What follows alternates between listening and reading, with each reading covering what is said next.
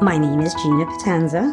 I'm 57 years old. If I had to describe myself in one word, I'd say determined. I'm like a ram. I will butt my head against it as many times as I try to make it work for me.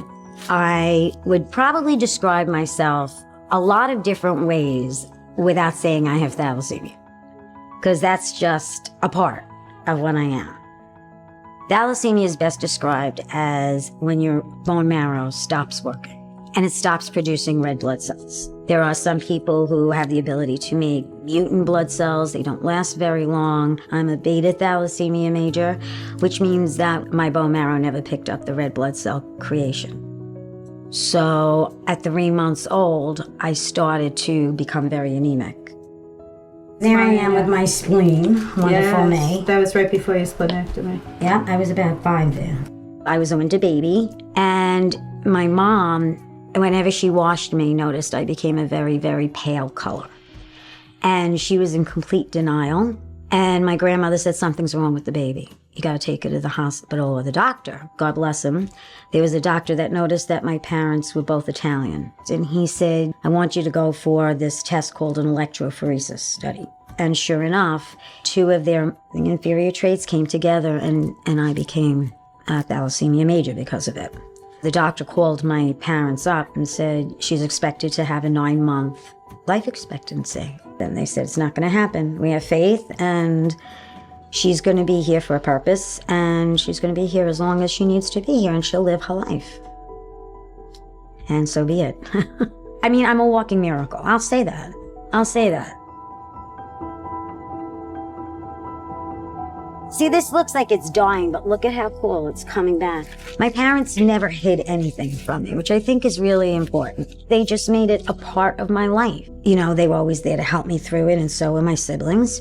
We make light of it because we don't want her ever to think she's anything but pure love and no different than anybody else.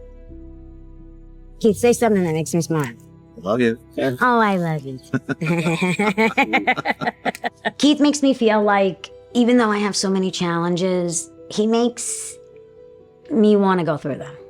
He makes me feel like there's going to be good times too. He knows that when I don't feel good, he needs to know that I need my space. And I gave you your space, but I also let you know that I was there at the same time. The advice that I would give to somebody is have a lot of patience and a lot of understanding. She has a disease that has never held her back. It comes with a lot of pain. She never admits it, but we know it. If it's nice, I'm outside. Walking on the beach puts everything together for me. There's something about the sound of the water. It's very, very soothing. So if I have something really heavy that I'm going through, that's where I'll be.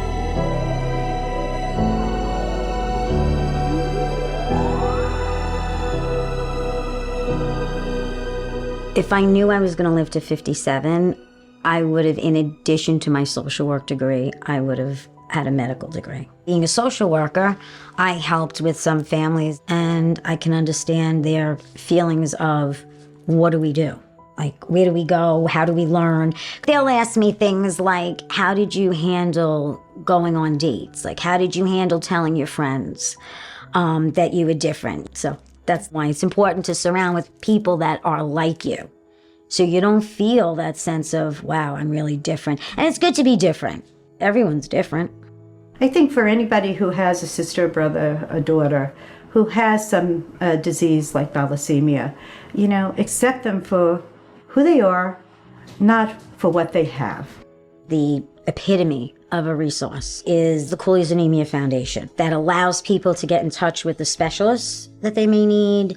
It helps families connect with other families so that they feel they're not alone. I'm looking to work with them in the hopes of going into medical schools and teaching the upcoming generations of doctors about this disease. For someone who's just recently diagnosed, I think the biggest thing I'd have to say is there's going to be challenges. Try not to worry until it's time to worry. There's so much more help for the newer generation. Surround yourself with people that mean something to you. Being together on a Sunday with my family and Keith and laughing and enjoying a meal or going out, enjoying each other's company, it makes you feel like going through all those bad times is worth it.